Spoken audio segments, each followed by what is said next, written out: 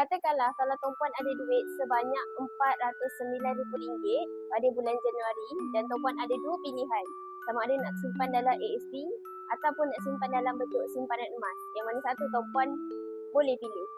Yang pertama, kalau tuan-puan simpan dalam bentuk ASP, tuan-puan dengar daripada ASP, dividen diberikan adalah 5.75%.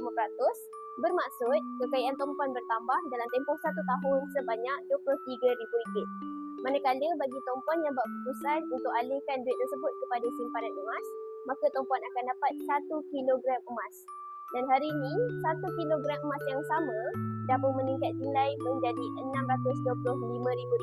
Dekat sini tuan-puan, kita belajar bagaimana untuk memaksimumkan keuntungan kita. Jika jawapan simpanan tuan-puan adalah untuk simpanan jangka masa panjang, Putih sangat sarankan tuan-puan alihkan duit tersebut kepada simpanan emas. Sebab dalam tempoh 1 tahun sahaja, tuan-puan dah untung sebanyak RM251,000. Tuan-puan ada yang nak alihkan duit daripada dividen ASP atau tabung haji atau kira ASP kepada simpanan emas, boleh follow dan rujuk di bahagian bio, Putih bantu sebaiknya.